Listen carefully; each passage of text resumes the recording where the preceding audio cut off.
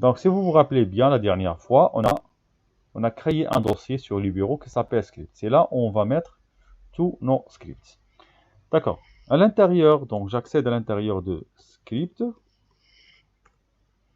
D'accord. Et je mets, ou bien je crée un nouveau script. Donc je crée un nouveau fichier, touch. Je vais l'appeler par exemple script.sh.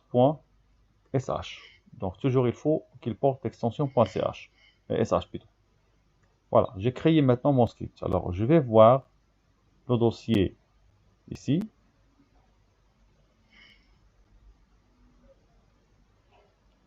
Voilà, c'est ça mon dossier script. J'ouvre le dossier. Alors qu'est-ce que je peux voir? Le fichier script. Alors jusqu'à maintenant le fichier script c'est encore vide. D'accord? Et là dans cette fenêtre je ne ferai par la suite que l'exécution de ce script. Alors pour créer un script il faut toujours commencer par dièse point d'exclamation espace et on écrit notre langage de script qui est bin/bash. D'accord? Ensuite, si vous voulez écrire un commentaire, il faut toujours mettre dièse. Par exemple, ceci est un exemple. Alors maintenant, on va créer notre premier script. Alors regardez s'il vous plaît, je ne vais pas suivre le cours. Je vais faire une séance directement sur la machine. Et il faut que vous me suivez par la suite. Alors, je répète, ceci est un exemple. Et regardez, je vais écrire echo bonjour. Ah, il n'y a pas de point virgule à la fin. Echo bonjour. Alors maintenant, pour exécuter le script, il suffit juste d'écrire le nom de notre script. Il faut mettre ./. ./ signifie le dossier courant. Ça veut dire le dossier script. Et j'écris le nom dans mon fichier qui est script.sh. Alors, il m'a dit que la permission, j'ai pas la permission pour exécuter le script. Oui, c'est juste. Pourquoi? Parce que si vous mettez ls-l, qu'est-ce que vous allez trouver? Pour le fichier script.sh, moi, en tant que owner, propriétaire, je ne possède pas le droit d'exécuter. Donc, pour que je me donne le droit d'exécuter, je dois appliquer la commande sudo chmod. Je me donne 7, ça veut dire je me donne tous les privilèges. Et pour les autres, je leur donne 5, ça veut dire lire et exécuter. Ça, c'est pour les membres de mon groupe. Et pour le reste, bien les gens qui ne font pas partie de mon groupe, ils auront seulement le droit de lire. De lire, ça veut dire 4. D'accord? Et je tape le nom de mon fichier, c'est script.sh.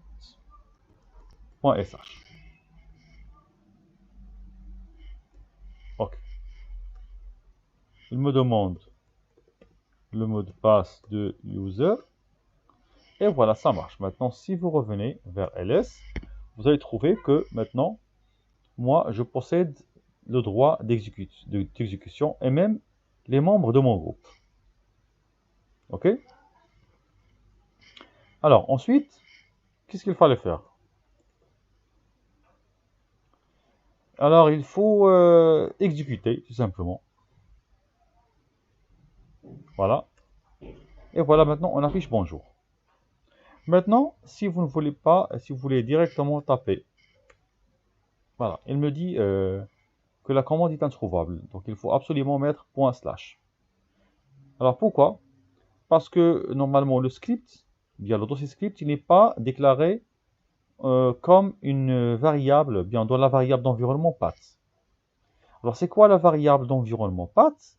C'est une variable système qui contient les chemins où il y a des programmes exécutables. D'accord? Où il y a des fichiers exécutables. Pourquoi on doit utiliser path? Parce que lorsque vous installez un logiciel, d'accord? Ou bien une nouvelle commande, vous pouvez la lancer de n'importe quel emplacement. Que ce soit du bureau, de script, de votre dossier personnel, ou bien n'importe où. Vous pouvez lancer la requête. Donc, par la suite, on n'aura pas besoin d'accéder toujours au dossier script pour exécuter les scripts qui se trouvent à l'intérieur. D'accord? On n'aura pas besoin de ça. Donc, on peut se déplacer, se placer dans n'importe quel chemin et exécuter script.sh seulement en écrivant le nom. Donc, comment faire ça? Tout d'abord, je dois voir qu'est-ce qu'il y a à l'intérieur de la variable d'environnement path. Comment je peux savoir ça? C'est comme ça. Regardez. Echo $path. Entrée, qu'est-ce que vous voyez? Le dossier home user bin, le dossier home user.local bin. Voilà, tous ces dossiers sont séparés, par 2 points. D'accord? Il y a un séparateur 2 points. Cela veut dire quoi? Cela veut dire qu'il y a un ensemble de dossiers dans lesquels on peut mettre nos fichiers exécutables, ou bien nos scripts. Alors, j'ai deux choix. Soit copier mon script dans l'un de ces dossiers, ou bien intégrer mon dossier script pour qu'il soit un dossier parmi l'ensemble des dossiers qui se trouvent dans la variable d'environnement path. D'accord? Alors, le $ici signifie extraire le contenu de la variable path. Alors, qu'est-ce que je vais faire par la suite?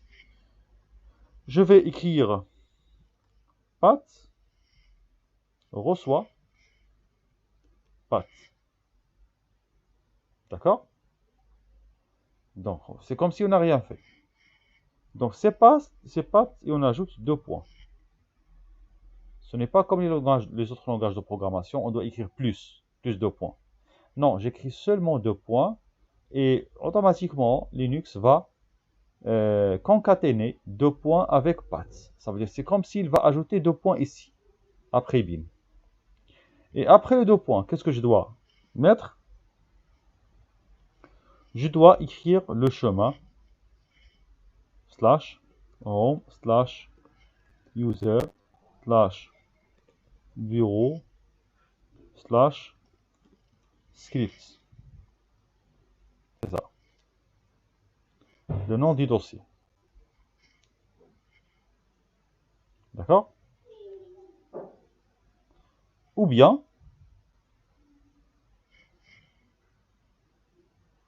alors en fait ici il faut mettre $. Pourquoi? Parce que $, signifie extraire la valeur de path. Donc j'extrais la valeur et j'ajoute tout ça. Alors soit je mets ça, ou bien ici, à la place d'écrire home user, j'écris tout simplement /home. Et ça, c'est une autre variable d'environnement. Alors toujours à l'intérieur de home, qu'est-ce qu'on a? Qu'est-ce qu'on trouve? On trouve le dossier personnel. Si vous voulez voir ça clairement, d'accord, il suffit de faire comme ça. Echo $home. Qu'est-ce que vous allez trouver? Vous allez trouver home user. Ça veut dire toujours la variable home contient le chemin du dossier personnel. D'accord? Mais voilà, donc il faut revenir et écrire notre requête. C'est ça.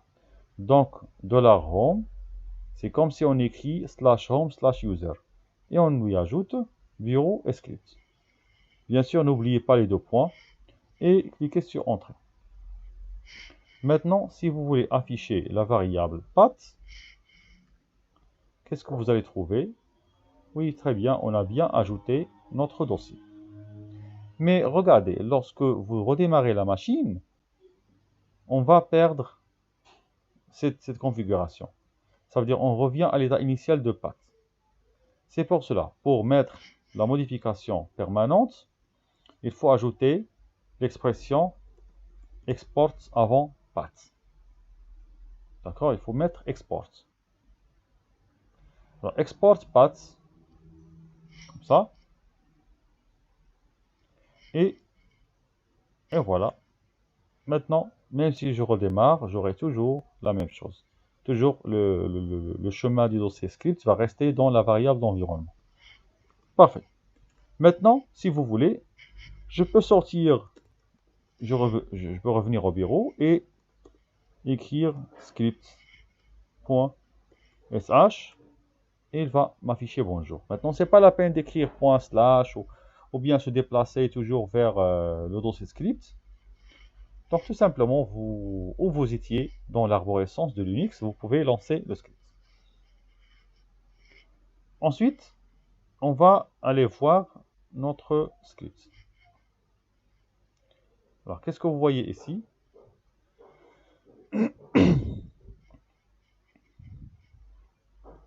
Bonjour, n'est-ce pas? Maintenant, regardez, je peux mettre tout simplement bonjour, non, reçoit Kamel. Je peux ajouter un espace et juste après, j'ajoute ici quoi? $, non. Si vous faites comme ça, en exécutant, on va voir bonjour Kamel. D'accord? Mais si vous faites entrer le $ non à l'intérieur des simples quotes, qu'est-ce que vous allez trouver? Bonjour $non. Cela veut dire quoi? Cela veut dire que entre les simples quotes, je dis simple quotes essentiellement, tout ce qui est à l'intérieur de simple quote sera affiché tel qu'il est. Même si c'est une variable. Même s'il s'agit d'une variable, il sera affiché tel qu'il est. D'accord? Parfait. Maintenant, si on remplace les double quotes par les simples quotes. Vous avez remarqué la couleur qui a été changée. Ça veut dire, entre les double quotes, on peut reconnaître les variables. Cela veut dire, quand je exécute, je peux voir Kamel. D'accord? Ok. Alors maintenant, on va voir maintenant une autre chose. Supposons que, à la place de Kamel, on a écrit, par exemple, ls-l.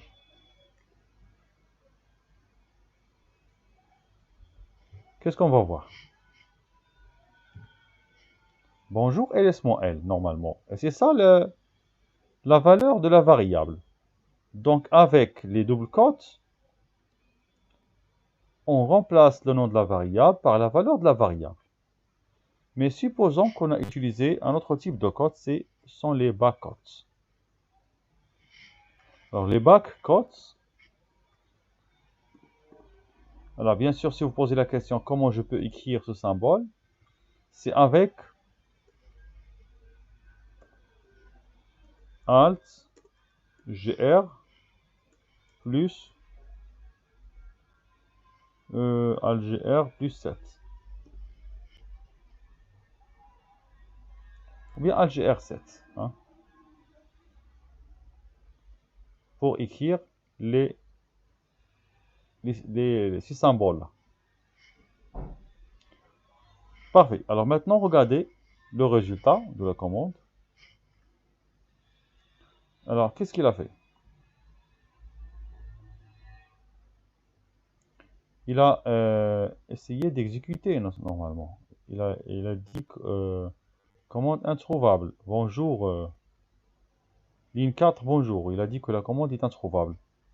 Supposons que ici, à la place de d'écrire bonjour, on a mis directement ça. Voilà. Qu'est-ce que vous voyez maintenant? Vous voyez qu'on a exécuté la commande ls-l. Donc avec les back quotes, on peut même reconnaître les commandes et les exécuter à l'intérieur de Echo. Et même afficher leurs résultats. Ok, parfait, je reviens. Maintenant, on va passer vers une autre chose.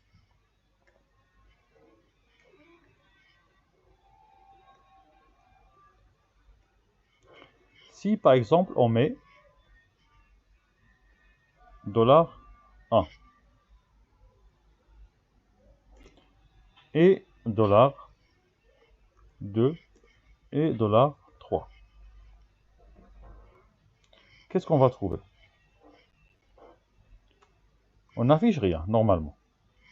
Mais si j'ajoute juste à côté de script, j'ajoute par exemple Amin. Il m'a affiché Amin. Si j'ajoute Amin, suivi espace, et je mets par exemple Sarah, on affiche Amin et Sarah. Amin, Sarah et par exemple Kenza, on affiche Amin, Sarah et Kenza. Si on ajoute encore un autre nom, Khalid, on voit seulement Amin, Sarah et Kenza. Alors que signifie le $1, 2 et 3? Alors ces $1, 2, 3 signifie bien les arguments. Argument 1, argument 2 et argument 3. D'accord? Parfait. Donc maintenant, on peut utiliser les arguments entrés par l'utilisateur. Maintenant, je vais essayer de faire un truc. Donc, je vais récupérer, je vais créer une variable somme qui fait l'addition de $1 plus $2. Écho somme. Vous avez remarqué que lorsque je veux récupérer la valeur d'une variable, j'utilise toujours $. Sinon, j'utilise, ça veut dire, lors de l'affectation, je mets la variable à gauche sans $, mais à droite avec $, parce que je vais extraire les valeurs. Ok. Maintenant, je vais remplacer Amin, Sarah et Khalid par des nombres. Par exemple, 3, espace 5. Normalement, le résultat devrait être 8. Entrée un an. Qu'est-ce qu'il a montré? Et ça, c'est normal. Oui, ça, c'est normal. Pourquoi? Parce que tout simplement, il considère que $1 et $2 comme des chaînes de caractères. Il ajoute un plus à l'intérieur et voilà, ça marche. Mais si vous voulez exécuter réellement l'addition, alors là, je vous dis, il faut utiliser ce qu'on appelle une expression. Donc l'expression la plus connue, c'est ça. On doit mettre $ avec deux parenthèses. D'accord? $, avec deux parenthèses. Alors, que signifie $, deux parenthèses? Cela signifie que tout ce qui est à l'intérieur est une expression ou bien une formule à traiter comme des nombres. Donc, je vais vérifier maintenant. Voilà. Finalement, il m'a renvoyé 8. D'accord? Parfait. Alors, vous avez remarqué que maintenant, avec les doubles parenthèses, tout marche bien. Alors maintenant, nous allons voir un autre exemple.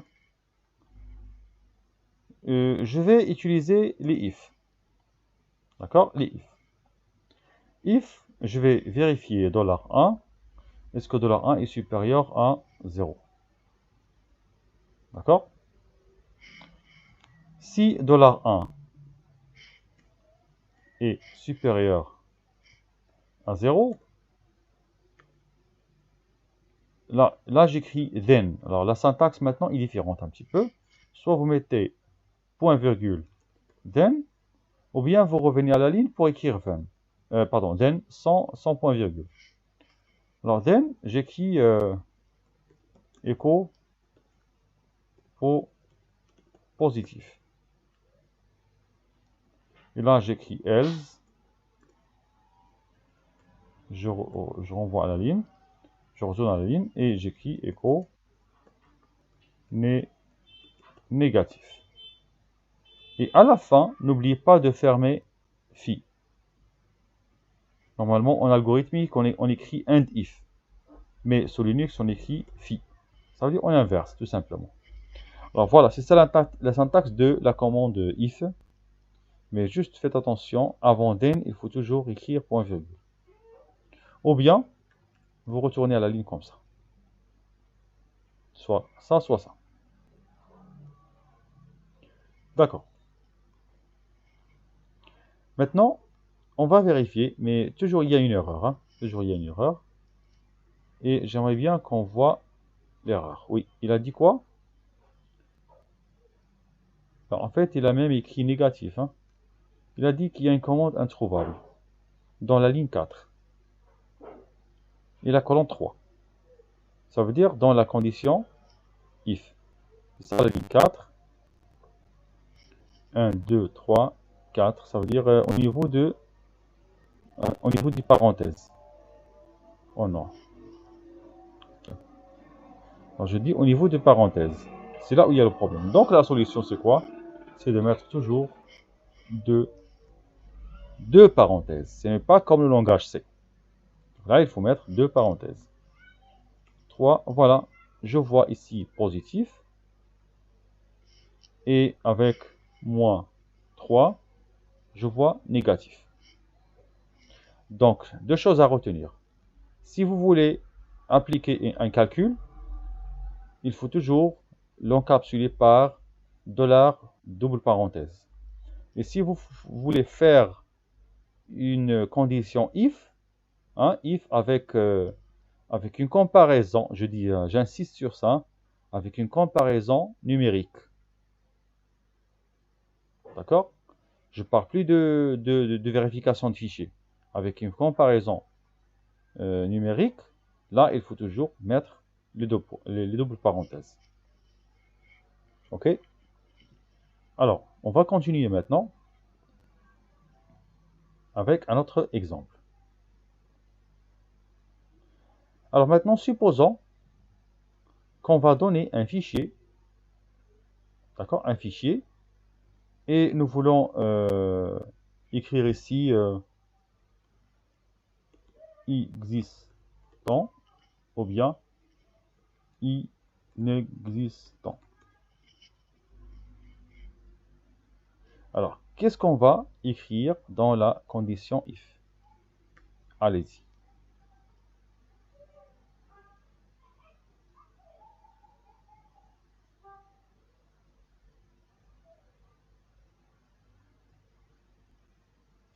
Alors, regardez, il y a deux choses à retenir. Il y a les doubles parenthèses, il y a aussi les doubles crochets. Les doubles parenthèses pour tout ce qui est comparaison numérique, pour tout ce qui est calcul, hein? Mais pour les crochets, c'est pour tout ce qui est test. Test d'existence, test sur un fichier, est-ce qu'il est en lecture ou bien seulement en écriture, et si c'est un dossier ou bien un fichier. D'accord? Donc, qu'est-ce qu'il faut écrire ici? Vous m'écrivez s'il vous plaît la solution, ou bien votre proposition.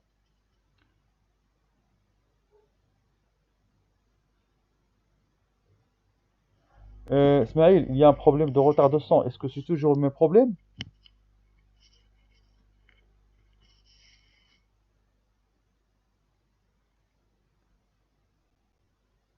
S'il vous plaît, est-ce qu'il y a toujours un problème de retard de son? Donc, je repartage.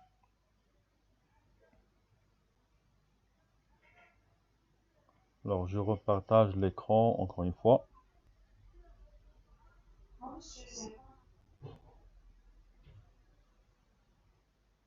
Pardon, pardon. Ça.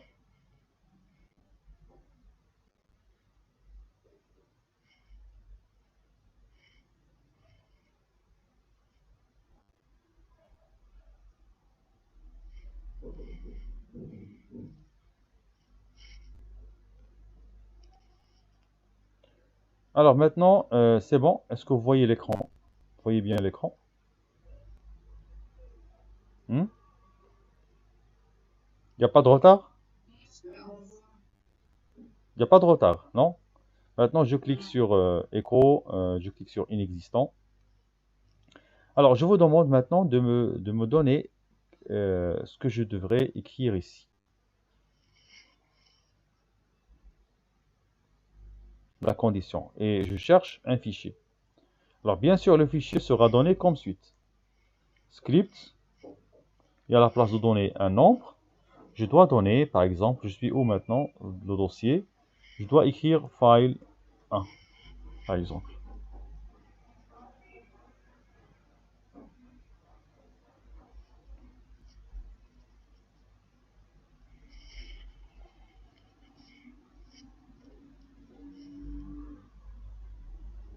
Oui, il y a une proposition peut-être. Non.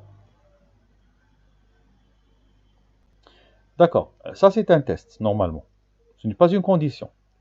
Alors, pour les tests, généralement, on a vu qu'on peut utiliser les tests comme ça, avec double crochet. Et le test d'existence, toujours ici, on met un espace, oui, moins E. Et juste à côté, je mets $1 et espace. N'oublie pas les espaces dans les deux côtés. Attention, les espaces dans les deux côtés. Et moins E, $1, c'est quoi $1? C'est ça, c'est file.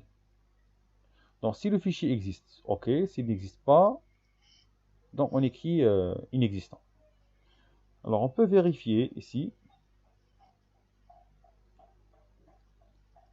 Il a dit que le fichier il est existant.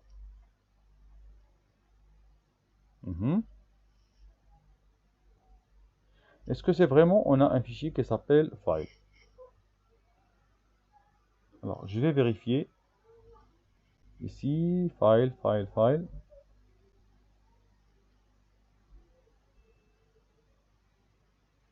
File 1, oui, c'est ça. Il existe. D'accord? Maintenant, si on écrit un autre fichier,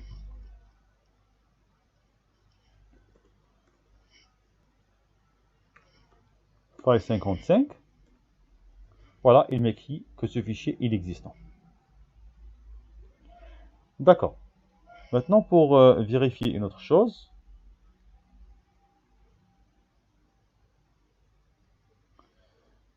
alors pour vérifier si un fichier est exécutable ou non, ou bien en lecture, ou bien en écriture, qu'est-ce qu'il faut faire?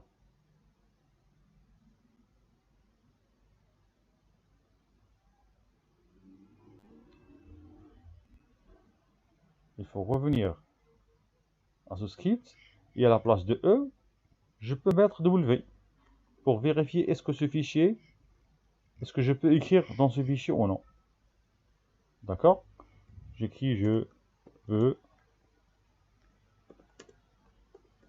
écrire, et là, je ne peux pas écrire.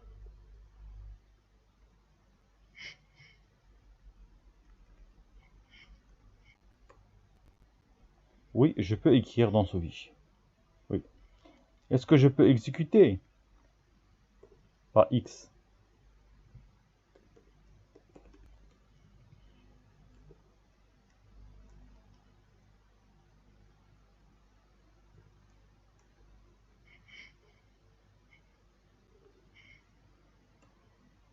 Donc, je ne peux pas exécuter. Oui, c'est ça. Donc, je ne peux pas exécuter ce fichier, car le fichier file1 est un fichier non exécutable. D'accord? Mais si je mets, par exemple, ici, regardez, script et script.sh est exécuté sur le bureau. Donc, il va voir seulement sur le bureau. Mais quand je mets, par exemple, script slash, bon, je teste sur lui-même. Hein.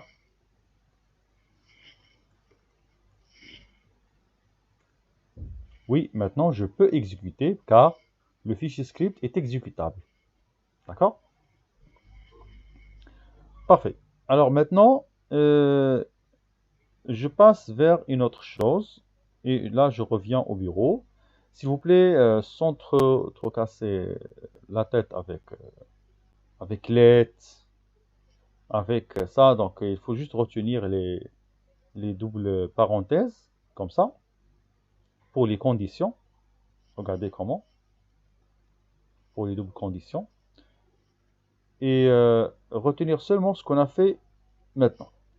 Alors, pour if, il y a une syntaxe qu'on utilise, bien qu'on suit. C'est if, then, puis if pour fermer if. If, then, else est fermé. Ou bien, on peut aller vers if, then, elif, then, elif, then, elif, then, elif, et à la fin, on met else. Elif, c'est comme else, if. C'est lorsqu'il y a des if imbriqués. Alors, toujours un exemple avec if. Et là, qu'est-ce que vous remarquez? Il y a un exemple. Alors là, on va vérifier l'égalité. Là, on parle des chaînes de caractères maintenant. Alors ici, on a utilisé les doubles crochets. On n'a pas utilisé, les doubles parenthèses. D'accord? Alors, $1, c'est quoi? C'est l'argument. Et on verra, est-ce que l'argument entrée est égal à soit système en majuscule avec S majuscule ou bien avec S minuscule. D'accord? Alors, avec les doubles crochets, ce sont beaucoup plus riches. Et on verra maintenant ici ce même exemple. Alors, avec le même exemple, on peut vérifier est-ce que, quand vous voyez ici, mais juste attention, il faut mettre toujours des espaces. D'accord? Et juste à côté, pardon, juste après, je mets la chaîne de comparaison. Alors, je mets par exemple info. D'accord? Alors, info.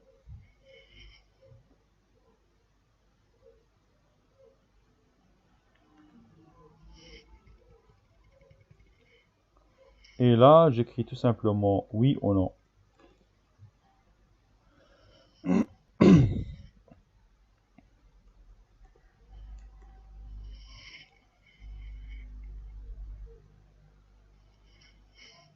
Voilà, il m'a écrit non parce que j'ai pas saisi info. Info, oui, non, parce que c'est I minuscule.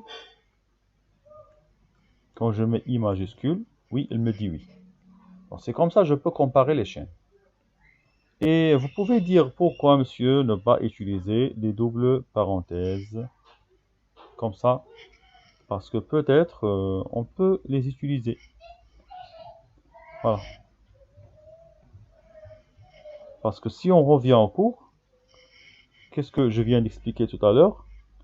Je viens d'expliquer les commandes ça. Et à l'intérieur, ici, regardez qu'est-ce qu'il y a. Une expression arithmétique. Seulement. Ou bien même logique. Une expression logique. D'accord? Donc je ne peux pas faire les égalités entre deux choses. Mais quand même, quand je parle d'expression logique, regardez ce que je vais écrire. Je vais tester cet exemple-là et je vais vérifier. Il m'a dit oui. Quand j'écris info, il me dit oui, toujours. Donc ça c'est faux. D'accord? C'est pour cela, toujours avec les chaînes de caractères, vaut mieux d'utiliser les crochets, comme ça.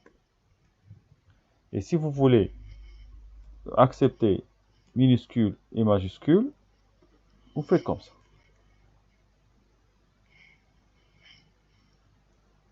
Info, cela nous donne oui, et info avec I majuscule donne toujours oui. Autre chose va nous donner non. Ok, alors ensuite, il y a l'instruction case. Si vous avez besoin de plusieurs chemins, alors par exemple, il y a une variable qui pourra prendre par exemple 3 valeurs, bien 4 ou jusqu'à 5 valeurs. Donc, si vous mettez case, notre variable in, vous mettez modèle 1, parenthèse, commande 1. Vous terminez par 2 points virgule, 2 points virgule. Puis, comme modèle 2, commande 2, écrire le traitement, et puis 2 points virgule. Et à la fin, il faut juste écrire ça en inverse, ESAC. D'accord? Alors, toujours avec, il y a des caractères spéciaux, et on les sait déjà, hein, pour case. Vous pouvez les voir par la suite. Alors maintenant, je vais juste tester l'instruction case variable 1, in, et je reviens à la ligne. Alors, je dois écrire le modèle numéro 1. Je vais écrire par exemple 1. C'est ça. Donc si je reviens, le modèle 1, c'est 1. Et ensuite, j'écris parenthèse, et j'écris la commande. Echo 1. D'accord? 2 points virgule, et je mets ici 2, echo 2, et je mets 2 points virgule. Si c'est 3,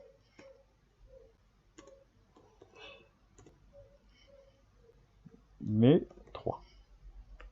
Sinon, s'il y a un autre cas, d'accord, ou bien comme par exemple une autre commande pour plusieurs cas, je mets tout simplement modèle 3, barre verticale, modèle 4, barre verticale, et ainsi de suite.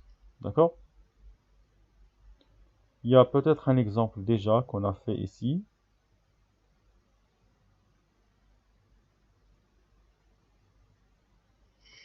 Ok, c'est pas grave.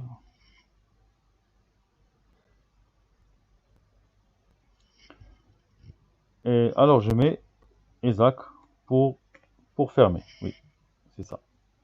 ESAC à la fin. Ah mais j'ai oublié les doubles points. Ok. Maintenant, je teste. Et là, je donne le nombre 1. Il m'a écrit 1. Je donne 3. Il m'écrit 3. Et je donne 2. Il m'écrit 2. D'accord? Ok. Alors maintenant, je passe vers une autre chose. Rapidement. Il y a aussi une autre commande qui est la commande select. Alors regardez cet exemple-là. Select 6. In Windows, Linux, Mac, OS ou autre. Do, Echo, vous avez choisi le système tel ou tel. Break. Alors cette commande, qu'est-ce qu'elle permet de faire? Il permet d'afficher un menu. Comme ça, d'accord? Je répète, il permet d'afficher un menu. Windows, Linux, Mac OS, autres. Et il me donne le choix de sélectionner. D'accord? Je répète, il me donne le choix de répéter, s'il vous plaît. Oh non. Des arnaques de Maroc. Oui. Alors, je continue. Select 6 in Windows, ça. Donc, c'est comme si on trace un menu. Alors, je vais tester. J'écris quoi ici? Select une variable. In.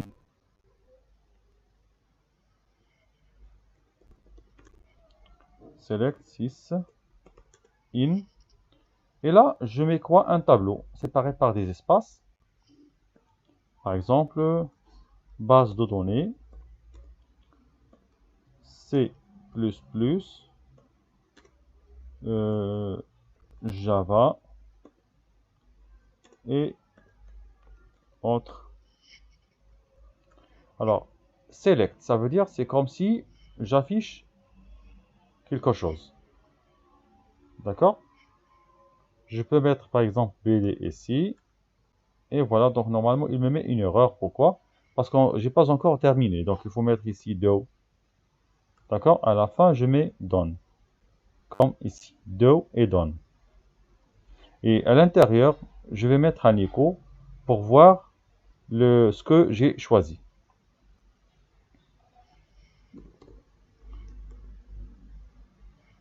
Si c'est le cas, il m'a dit qu'il y a une erreur de syntaxe. Normalement. D'accord. À l'intérieur de do, j'écris echo. Vous avez choisi $6. Voilà. Et à la fin, je mets break pour quitter. Voilà, c'est ça.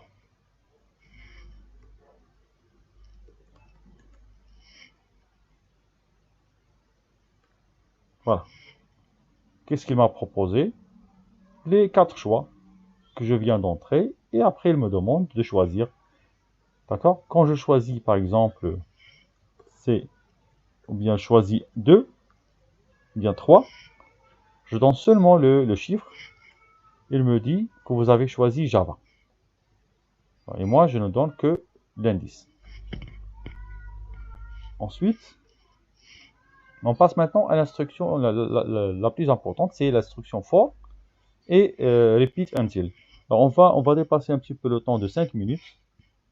Alors, on va s'arrêter à 16h05 ou bien à 16h08. Alors là, qu'est-ce qu'on demande? On demande de faire une boucle plusieurs fois. Donc de répéter une instruction plusieurs fois. Alors, la boucle for dans Linux, il a la syntaxe suivante. For variable in list. Et la liste, c'est toujours un ensemble de valeurs séparées par des espaces. Do, done, et à l'intérieur de ces deux, on écrit l'instruction voulue. D'accord? Aussi, il y a une autre syntaxe, comme celle-là par exemple, c'est celui de Linux, pardon, de C++. On écrit for i égale à 10, point virgule i supérieur à 0, par exemple, i moins moins. Donc c'est comme le langage de programmation C++.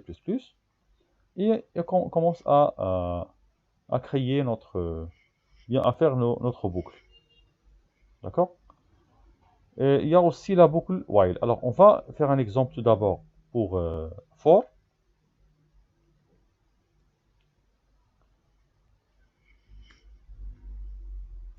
Alors for i in 1, 2, ou bien je mets comme ça, base de données, C++, Java, Python. D'accord? Do, et n'oubliez pas de fermer par done. C'est avec done qu'on ferme for. Et qu'est-ce qu'il faut écrire maintenant? Il faut tout simplement écrire echo $i. Voilà. Alors, écrit $i. Et maintenant, regardez, j'exécute le script. Et voilà ce que je vois. À chaque fois, on prend 1. Maintenant, il y a une autre chose très très intéressante. Je peux écrire file. Et je mets ici quoi? À la place d'écrire une liste, je peux mettre par exemple ls. D'accord? Ls, une commande ls. Maintenant, il n'a rien affiché. Pourquoi? Parce que, où suis-je maintenant? Je suis toujours sur le bureau. Et en fait, il faut écrire euh,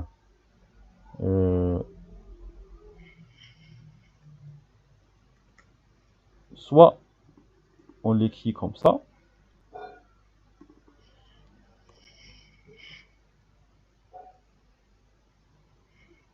Ah, pardon. Regardez, le problème, c'est quoi? Non, c'est pas ça le problème.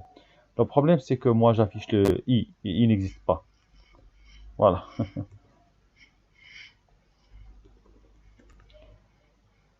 Alors, script. Et voilà, je peux voir la liste des fichiers.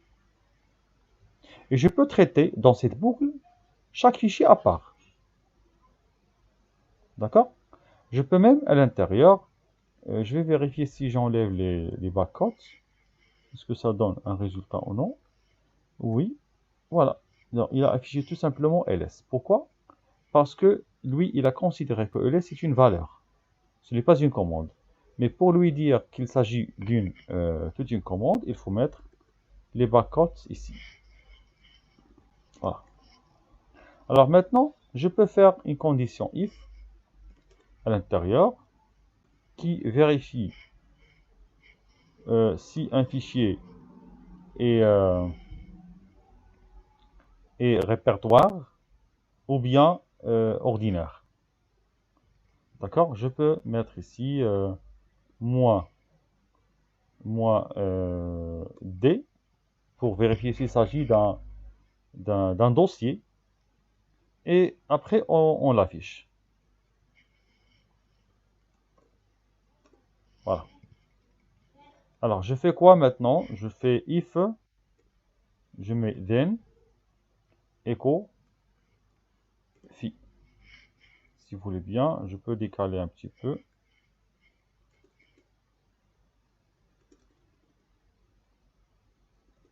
Voilà. Alors, dans cette boucle, à chaque fois, je prends un résultat de ls et je vérifie. D'accord? Si ce fichier, si ce fichier est un répertoire, donc je l'affiche. Sinon, je ne fais rien. Sinon, je ne l'affiche pas. C'est comme ça, je peux récupérer seulement les dossiers. Voilà, j'ai 3 dossiers dans mon bureau. Encore, si vous mettez ls-l,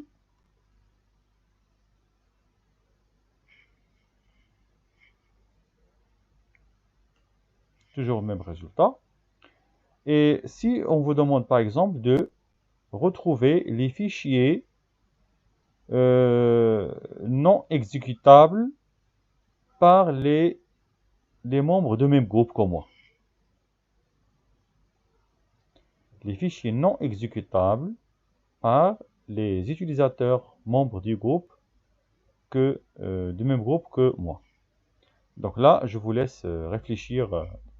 Mais on aura cette question dans la dernière série d'exercices. D'accord? Alors, je passe rapidement pour terminer le chapitre. Je passe vers la boucle while. Bien sûr, vous savez c'est quoi la boucle while, c'est pas la peine d'expliquer. Vous l'avez déjà fait en première année. Alors, la boucle while condition de action done. Et à l'intérieur, je mets tout simplement une condition. Généralement, c'est une comparaison qu'on fait, une comparaison. Et on compare une variable compteur, comme ça, avec une valeur limite. D'accord? Donc, ce qu'on a dit pour la boucle for, on peut le dire pour la boucle while. Sauf que ici, il y a un exemple que j'aimerais bien le faire.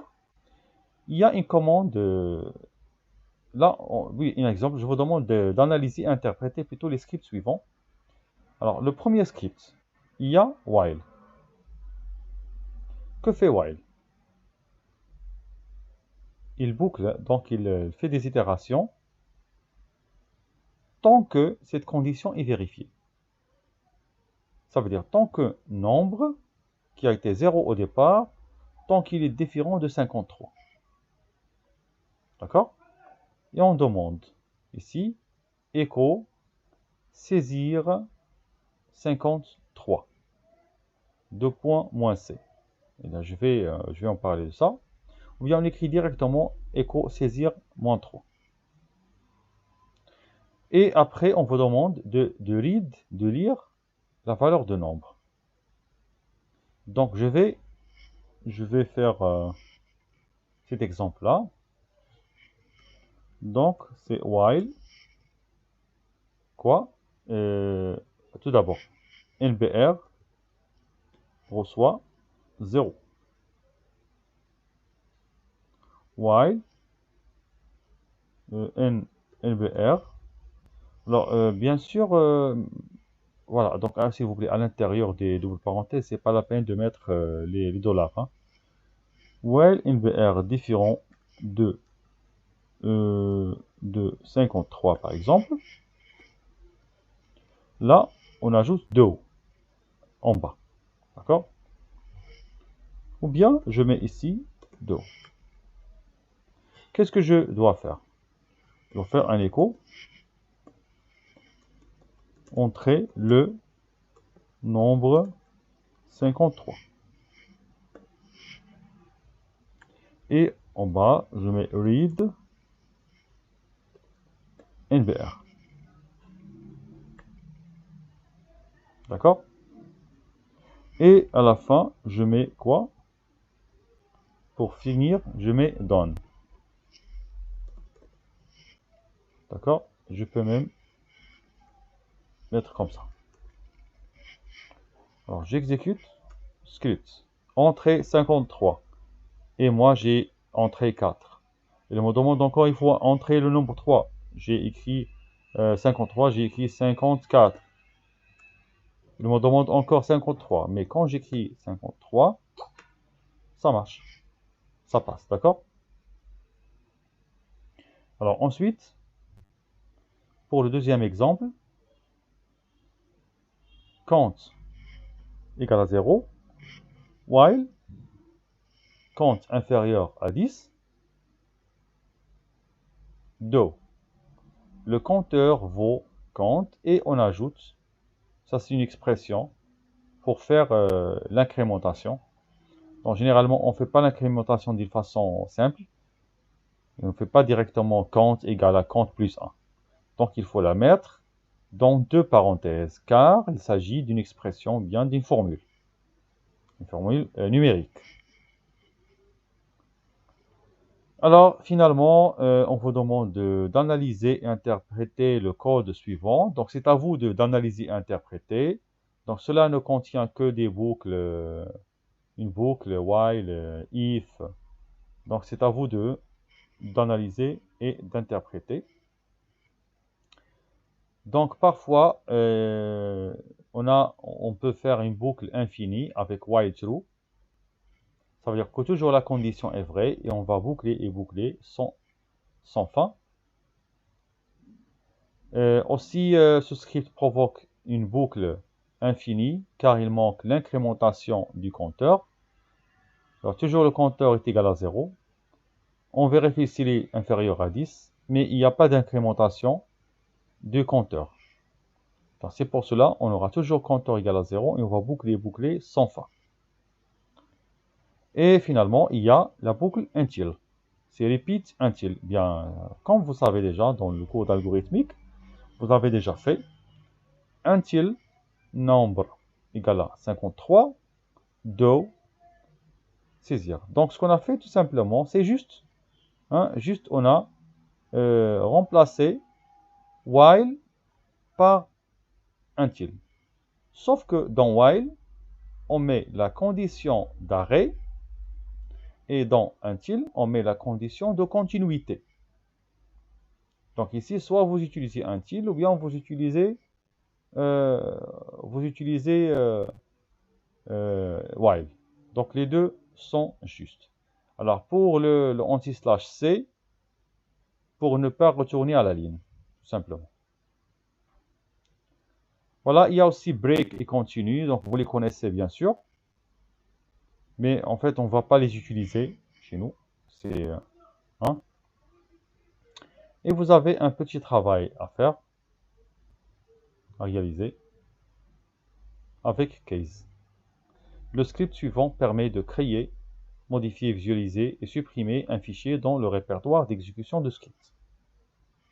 Il prend un argument, un nom de fichier et affiche un menu. Utilisation de case avec imbrication de if. Alors, l'objectif de ce travail-là, c'est d'offrir à l'utilisateur une interface avec laquelle il pourra créer un fichier, éditer un fichier, afficher un fichier ou bien supprimer un fichier. Donc, essayez de faire cet exercice et on se verra donc, je pense que la semaine prochaine, c'est vacances, n'est-ce pas? Il y a une vacance la semaine prochaine. D'accord. Donc, la semaine d'après, on va continuer le cours. Et vous avez une séance, je pense, le mardi après-midi, c'est ça? Le lundi, oui, d'accord. Donc, le lundi après-midi. Alors, le lundi après-midi, nous allons faire la 4e série d'exercices. Alors, en fait, on a terminé la 7e chapitre. Qu'est-ce qu'il nous reste? Le 8e chapitre, c'est juste un chapitre optionnel. D'accord? Là, on verra seulement les détails des détails sur grep-e. On va voir seulement grep-e. Seulement ça. Et je pense qu'on a déjà vu ça, hein?